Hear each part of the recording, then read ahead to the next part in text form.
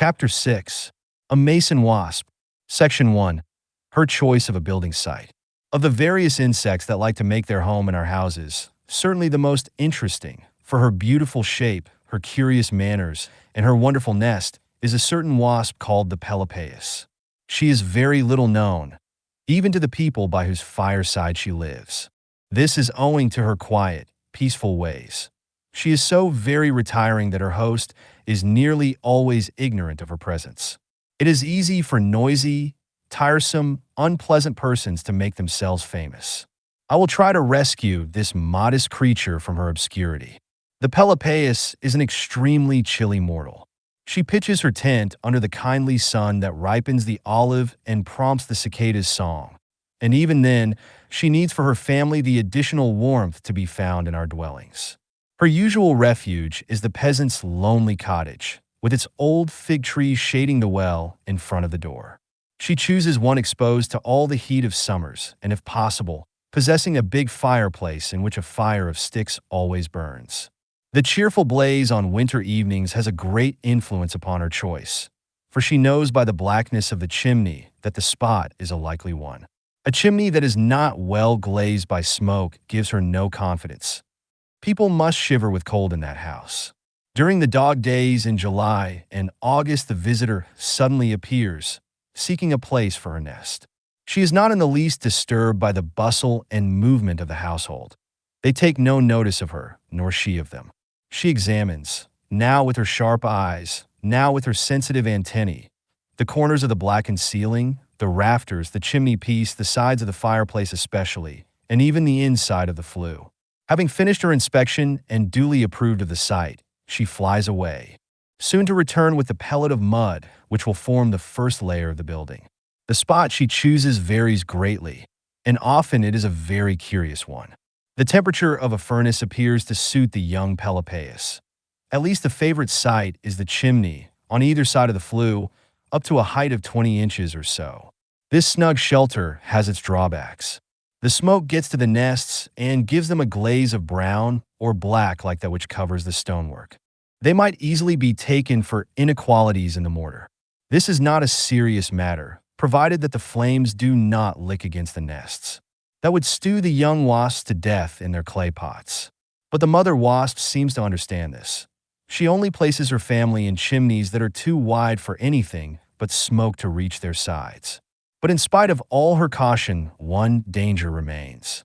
It sometimes happens while the wasp is building that the approach to the half-built dwelling is barred to her for a time, or even for the whole day, by a curtain of steam or smoke. Washing days are most risky. From morning till night, the housewife keeps the huge cauldron boiling. The smoke from the hearth, the steam from the cauldron, and the wash tub form a dense mist in front of the fireplace. It is told of the water ouzel that, to get back to his nest, he will fly through the cataract under a mill weir. This wasp is even more daring. With her pellet of mud in her teeth, she crosses the cloud of smoke and disappears behind it, where she becomes invisible, so thick is the screen. An irregular churring sound, the song she sings at her work, alone betrays her presence. The building goes on mysteriously behind the cloud. The song ceases, and the wasp flies back through the steam, quite unharmed. She will face this danger repeatedly all day, until the cell is built, stored with food, and closed. Once and once only I was able to observe a Pipus at my own fireside, and, as it happened, it was a washing day. I had not long been appointed to the Avignon Grammar School. It was close to 2 o'clock, and in a few minutes the roll of the drum would summon me to give a scientific lecture to an audience of wool gatherers. Suddenly I saw a strange, agile insect dart through the steam that rose from the wash tub. The front part of its body was very thin, and the back part was very plump, and the two parts were joined together by a long thread. It was the Pipus, the first I had seen with observant eyes.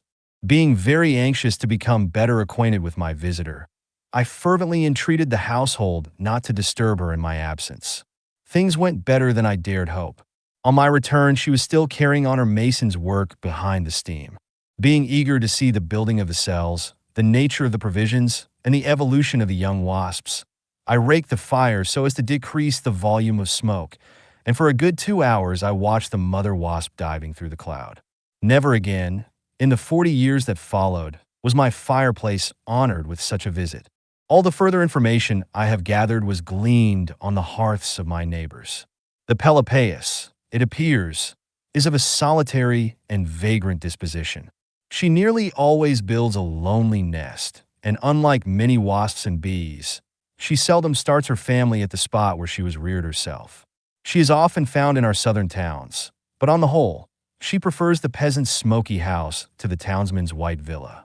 Nowhere have I seen her so plentiful as in my village, with its tumble-down cottages burnt yellow by the sun. It is obvious that this wasp, when she so often chooses the chimney as her abode, is not seeking her own comfort. The sight means work and dangerous work. She seeks the welfare of her family. This family, then, must require a high temperature such as other wasps and bees do not need. I have seen a Pelopaeus nest in the engine room of a silk factory, fixed to the ceiling just above the huge boiler. At this spot the thermometer marked 120 degrees all through the year, except at night and on holidays. In a country distillery, I have found many nests, fixed on anything that came to hand, even a pile of account books. The temperature of one of these, quite close to the still, was 113 degrees. It is plain that this wasp cheerfully endures a degree of heat that makes the oily palm tree sprout. A boiler or a furnace she regards as the ideal home, but she is quite willing to content herself in any snug corner. A conservatory, a kitchen ceiling, the recess of a closed window, the wall of a cottage bedroom. As to the foundation on which she fixes her nest, she is entirely indifferent. As a rule, she builds her groups of cells on stonework or timber, but at various times I have seen nests inside a gourd, in a fir cap, in the hollow of a brick, on the side of a bag of oats, and in a piece of lead tubing. Once I saw something more remarkable still in a farm near Avignon. In a large room with a very wide fireplace, the soup for the farmhands and the food for the cattle simmered in a row of pots. The laborers used to come in from the fields to this room and devour their meal with the silent haste that comes from a keen appetite. To enjoy this half hour comfortably, they would take off their hats and smocks and hang them on pegs. Short though this meal was, it was long enough to allow the wasps to take possession of their garments. The inside of a straw hat was recognized as a most useful building site. The folds of a smock were looked upon as a capital shelter, and the work of building started at once. On rising from the table, one of the men would shake his smock and another his hat to rid it of the wasp's nest, which was already the size of an acorn. The cook in that farmhouse regarded the wasps with no friendly eye. They dirted everything, she said. Dabs of mud on the ceiling, on the walls, or on the chimney piece you could put up with. But it was a very different matter when you found them on the linen and the curtains. She had to beat the curtains every day with bamboo, and it was trouble thrown away.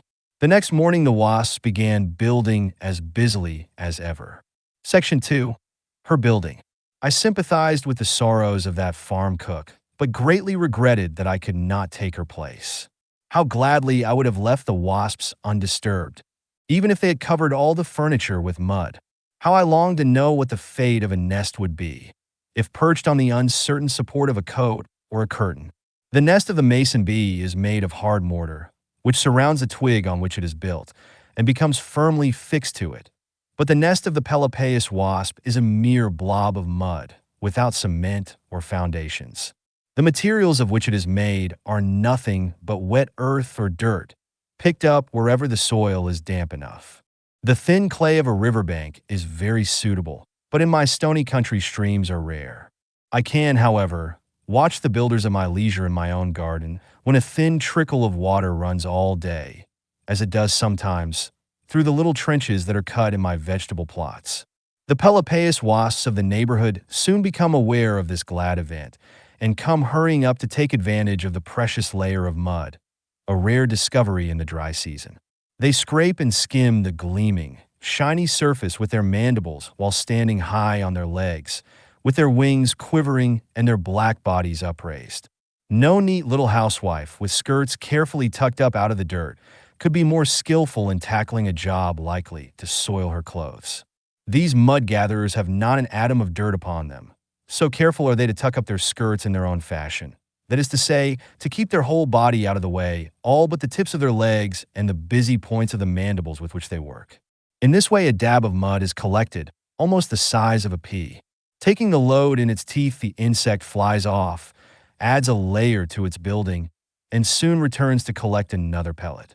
The same method is pursued as long as the earth remains sufficiently wet during the hottest hours of the day. But the favorite spot is the great fountain in the village, where the people come to water their mules. Here there is a constant sheet of black mud which neither the hottest sunshine nor the strongest wind can dry. This bed of mire is very unpleasant for the passers-by, but the Pelopaeus loves to gather her pellets here, amid the hoofs of the mules. Unlike some builders in clay, such as the mason bees, the wasp does not improve the mud to make it into mortar, but uses it just as it is. Consequently, her nests are flimsy work, absolutely unfitted to stand the changes and chances of the open air. A drop of water laid upon their surface softens the spot touched and reduces it to mud again, while a sprinkling equal to an average shower turns it to pap. They are nothing but dried slime and become slime again as soon as they are wetted.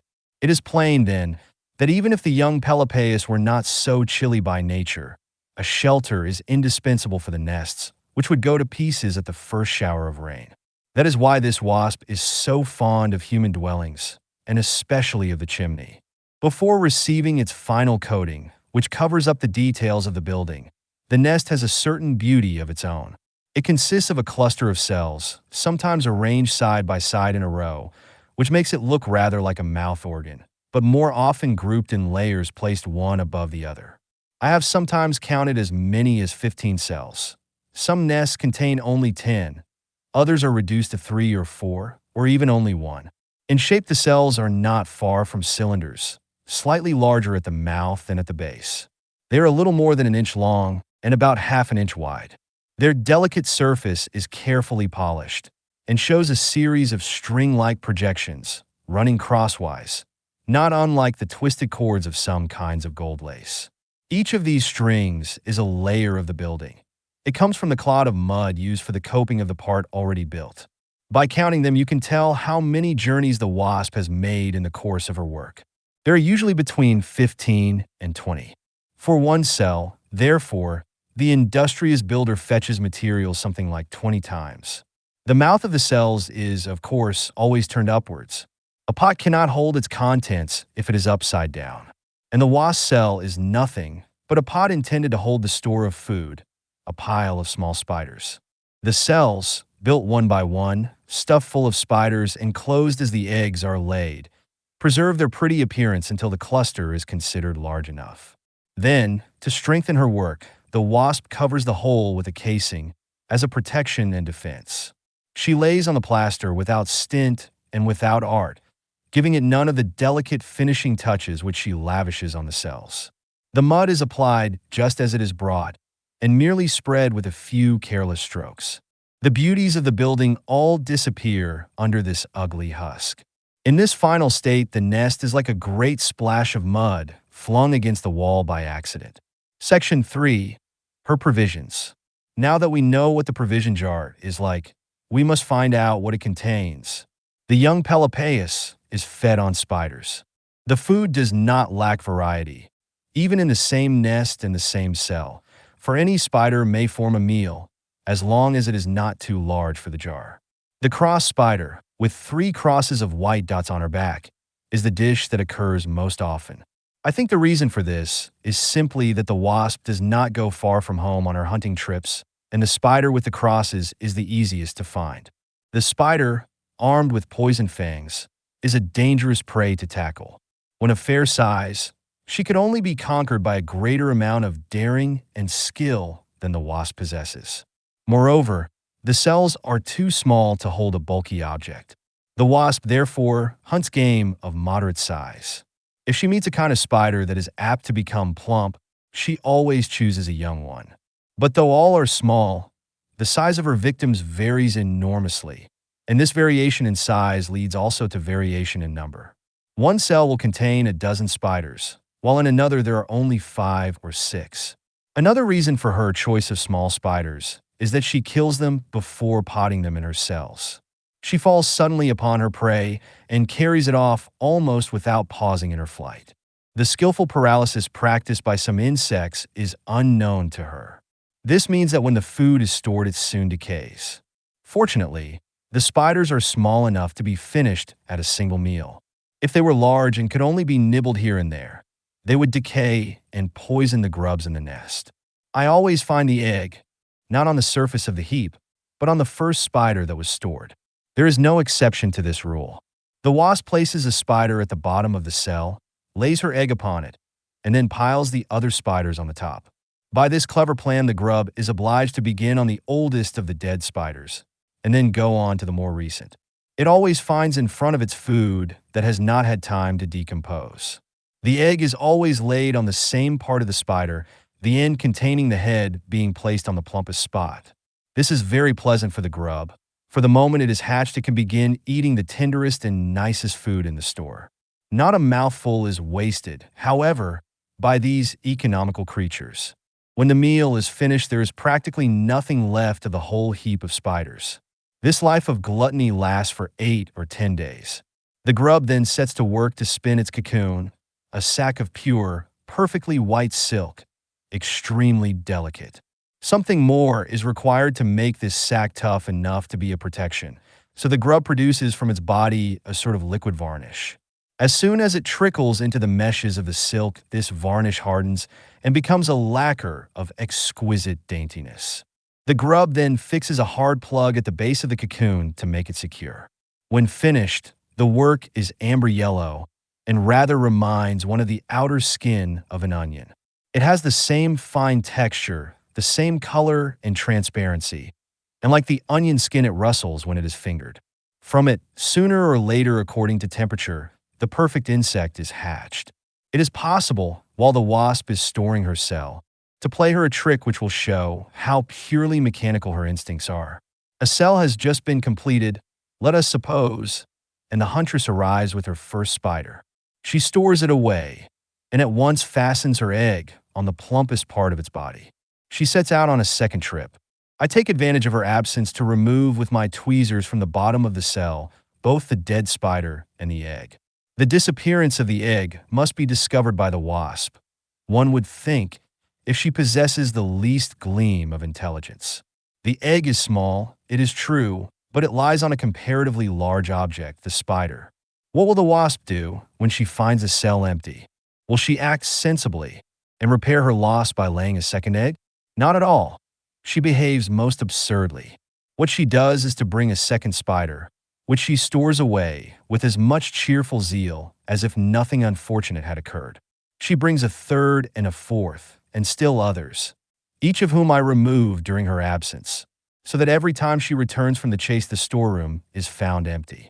I have seen her persist obstinately for 2 days in seeking to fill the insatiable jar, while my patience in emptying it was equally unflagging.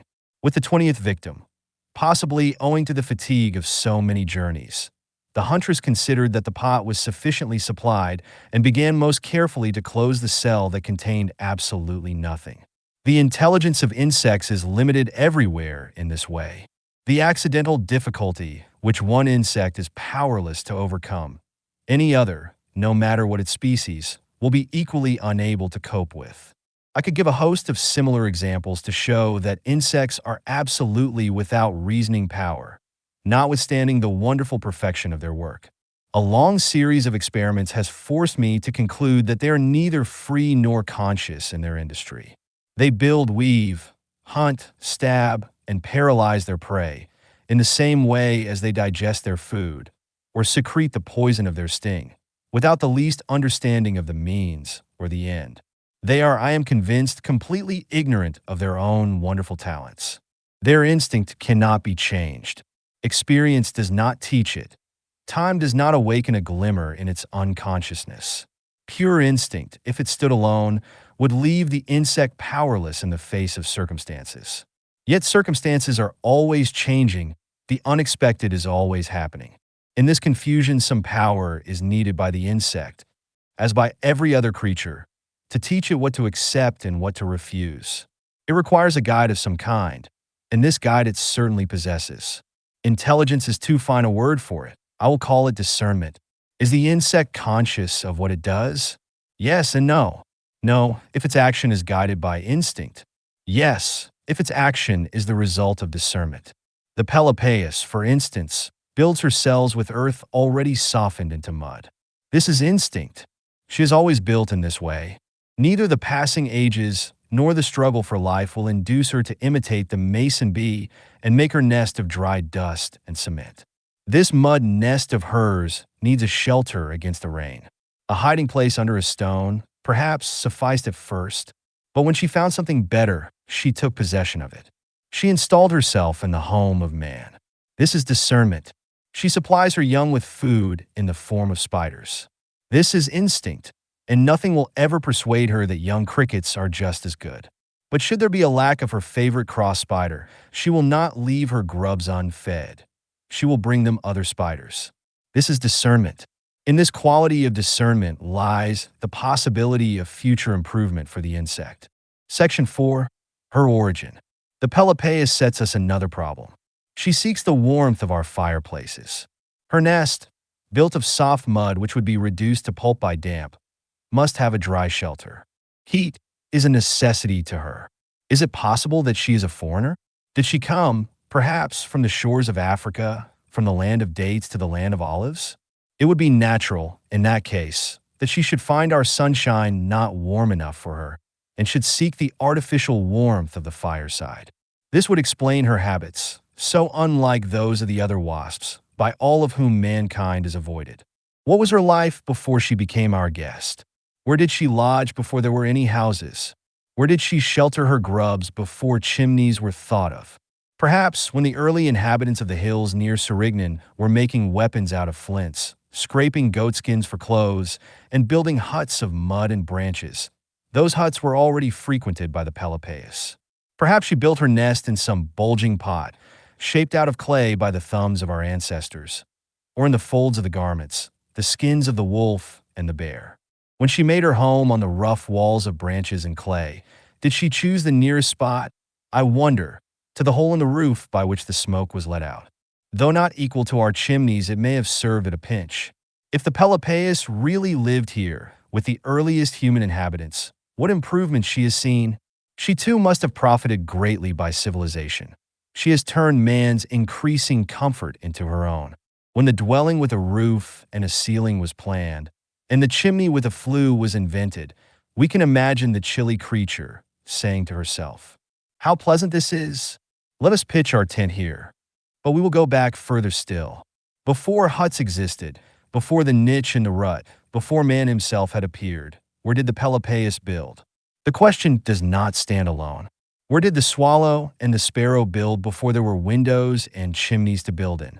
Since the swallow, the sparrow, and the wasp existed before man, their industry cannot be dependent on the works of man. Each of them must have had an art of building in the time when man was not here. For 30 years and more I asked myself where the Pelopaeus lived in those times. Outside our houses, I could find no trace of her nests. At last chance, which favors the persevering, came to my help. The Cerignan quarries are full of broken stones, of refuse that has been piled there in the course of centuries. Here the field mouse crunches his olive stones and acorns, or now and then a snail. The empty snail shells lie here and there beneath a stone, and within them different bees and wasps build their cells. In searching for these treasures, I found, 3 times, the nest of a Pelopaeus among the broken stones. These 3 nests were exactly the same as those found in our houses. The material was mud, as always. The protective covering was the same mud. The dangers of the site had suggested no improvements to the builder. We see, then, that sometimes, but very rarely, the Pelopaeus builds in stone heaps and under flat blocks of stone that do not touch the ground.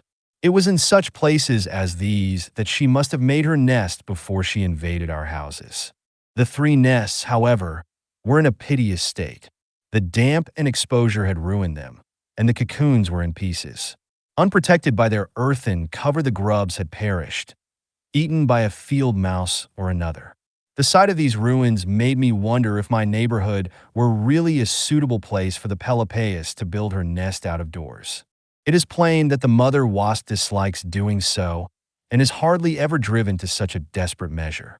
And if the climate makes it impossible for her to practice the industry of her forefathers successfully, I think we may conclude that she is a foreigner. Surely, she comes from a hotter and drier climate where there is little rain and no snow. I believe the Peloponnesus is of African origin. Far back in the past, she came to us through Spain and Italy, and she hardly ever goes further north than the olive trees. She is an African who has become a naturalized Provençal.